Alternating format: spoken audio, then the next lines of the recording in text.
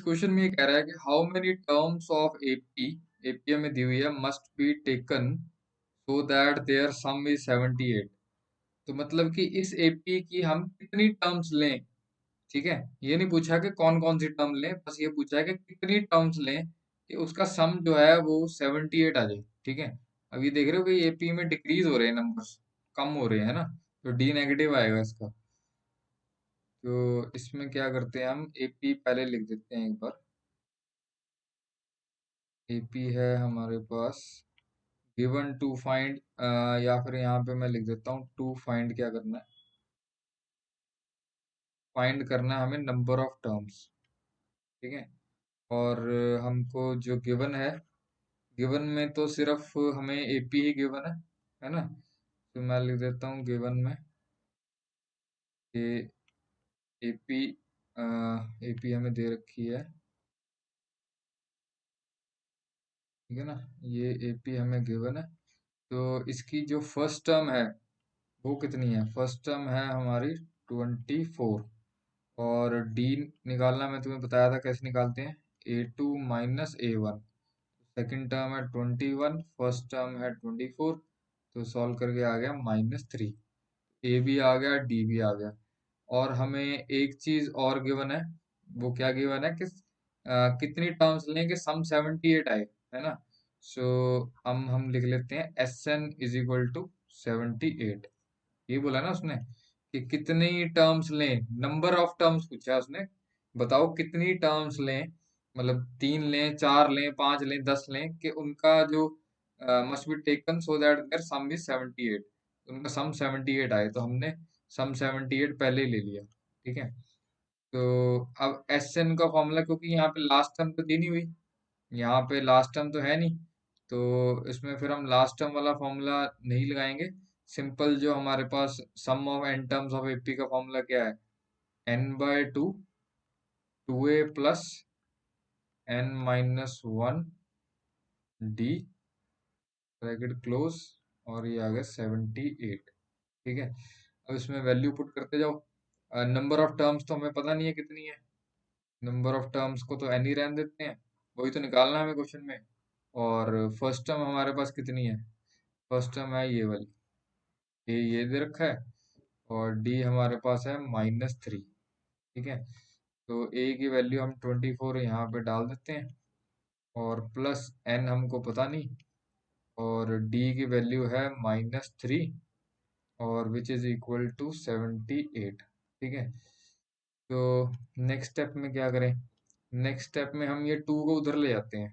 ठीक है, तो ये कितना हो गया, इसको ब्रैकेट ओपन कर देते हैं, ये आ गया 48, प्लस प्लस की बजाय मैं यहाँ पे -3 जो है इधर लिख देता हूँ, और ये n-1 इज इक्वल टू, जो नीचे वाला 2 है उसको मैं ऊपर ले जा रहा हूँ। ठीक है ना, ये वाला जो 2 है इसको मैं ऊपर ले जाके क्रॉस मल्टीप्लाई कर रहा हूँ। ठीक है, तो नेक्स्ट स्टेप में ये कितना आएगा, n 48 माइनस 3n प्लस 3। ठीक है, और यहाँ से आ गया 8 टू द 16, 7 द 14, 156। ठीक है, नेक्स्ट स्टेप में मैं क्या कर रहा हूँ कि ये जो 48 और 3 है इसको ऐड कर देता हूँ, ये बन जाएगा 51 माइनस 3n। ठीक है, इज इक्वल टू 156। अब नेक्स्ट स्टेप में क्या करते हैं, ब्रैकेट ही ओपन कर सकते हैं, और तो कुछ कर नहीं सकते। 51n minus 3n square is equal to 156। अब अगर ये 3 से पूरी इक्वेशन डिवाइड अगर हो रही है तो थोड़ी कैलकुलेशन इजी हो जाएगी। तो मैं क्या करता हूँ, यहाँ से 3 कॉमन ले लेता हूँ, 3 × 1 = 3, 21, 3 × 7 और कुछ नहीं कर रहा, मैं बस सिर्फ 3 ही कॉमन ले रहा हूँ। ठीक है, तो यहाँ से कितना आ गया, ये 3 उधर ले जाके 17n माइनस एन स्क्वायर तो सेम ही आ गया।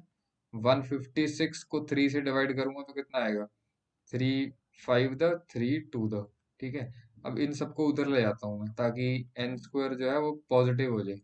एन स्क्वायर माइनस 17n और प्लस 52, और अब मिडिल टर्म स्प्लिट तो आती होगी तुम्हें, तो यहाँ से मैं 52 की प्राइम फैक्टराइजेशन कर लेता हूँ। 2 टू द 4 हो गया, और 2 6 द, 2 1 द, 2 3 द, तो 4 और 13 आ रहा है। तो दोनों ही अगर मैं माइनस के लेता हूँ, ठीक है, अब ये तो मैं नाइन्थ में किया ही होगा, एट्थ नाइन्थ में। तो 4 और 13 आ रहा है, तो कितना ऐड करूंगा तो कितना आएगा, 17 ही आएगा ना। मल्टीप्लाई करूंगा -4 को, क्योंकि हमें क्या करना होता है, a इंटू सी करना होता है। a 1 है और c यहाँ पे 52 है, तो मल्टीप्लाई करके a इंटू सी कितना आ रहा है, 1 इंटू 52 विच इज 52। फिर उसके हम प्राइम फैक्टराइजेशन करते हैं, जो भी ac आता है ना। प्राइम फैक्टराइजेशन करी, 4 और 13 आ रहा है, तो -4 -13 करूंगा तो कितना आएगा, -17। और -4 और -13 को मल्टीप्लाई करूंगा तो कितना आएगा, +52। और ac हमारा जो है वो +52 ही है ना। तो मिडिल टर्म स्प्लिट तो आती होगी तुम्हें। तो यहाँ से माइनस मिडिल टर्म स्प्लिट मतलब ये जो मिडल वाली जो टर्म है, इसको दो टर्म्स में स्प्लिट कर दिया, बाकी ये तो सेम ही आ जाएगा। तो ये कितना आ जाएगा, +52 इज इक्वल टू 0। अब यहाँ से मैं n कॉमन ले लेता हूँ, ठीक है।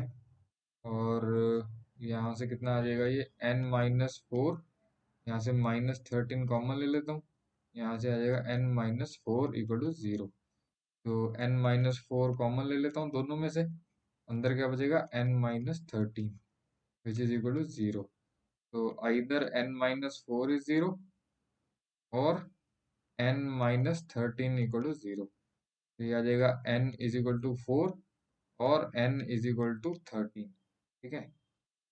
अब यहाँ पे n की दो वैल्यूज आ रही हैं, कहता है कि अगर 4 टर्म्स का सम करें तब भी 78 आ रहा है, और 13 टर्म्स का सम करें तब भी 78 आ रहा है, तो दोनों में से आंसर सही कौन सा है। अब इन दोनों में से आंसर दोनों ही सही है। वो कैसे, कि जैसे ये डिक्रीज हो रही है, 21 के बाद 3 माइनस किया, 18 आ गया, फिर ये आ गया 15, है ना, अगली जो आएगी 15 आएगी। 24 21 18 और 15 को अगर मैं ऐड करूं तो कितना आएगा, 4 5 10 18, है ना, 2 4 5 6 7 78, है ना, सम 78 आ रहा है, चार टर्म्स का सम, तो यानी कि ये ठीक है, n की वैल्यू 4। अब 13 का क्या मतलब है, 13 का ये मतलब है कि जैसे ये आगे जाके 18 हो रहा है, 15 हो रहा है, ठीक है। जैसे एपी हमारे पास ये थी, तो मैं इसको और आगे डिक्रीज करता गया, मतलब आगे आगे आगे की टर्म्स लिखता गया, ये फोर्थ टर्म होगी, ये फिफ्थ टर्म, ये सिक्स टर्म, है ना, -3 ऐड करता जाऊंगा ना सब में, क्योंकि डी हमारा -3 था इस क्वेश्चन में, अभी निकाला था हमने ऊपर, ठीक है। 21 -24, सो डी की वैल्यू -3, तो मतलब ऐसे करते करते मैंने यहाँ पे टोटल ये 13th टर्म है, चाहे तो काउंट कर लो, ये जहाँ तक 4 होगी, 5 6 7 8 9 10 11 12 13, ठीक है। तो 13th टर्म का सम अगर मैं देखूं तो क्या होगा, अगर मैं इनको ऐड करूं तो क्या होगा, ये 3 से कट जाएगा जब ऐड करेंगे, ये इससे कट जाएगा, -9 जो है इससे कट जाएगा, -12 जो है इससे कट जाएगा, ठीक है। सो बचा क्या, सम तो यही बचा। तो चार टर्म्स का सम करो या 13 टर्म्स का सम करो, आंसर तो वही 78 ही आएगा। अभी करके दिखाया था ना, इन चारों का सम 78 आ रहा था, ठीक है। तो इसीलिए इसके दो आंसर्स हैं, तो n की वैल्यू 4 भी ठीक है और n की वैल्यू 3 भी ठीक है। मैंने लिख दिया 10 number of terms is either 4 और 13 whose sum is 78। तो चाहे चार टर्म्स ले लें इस एपी की या 13 ले लें, तो सम 78 आएगा, एग्जाम्पल करके मैंने समझा दिया है ना, दैट्स इट।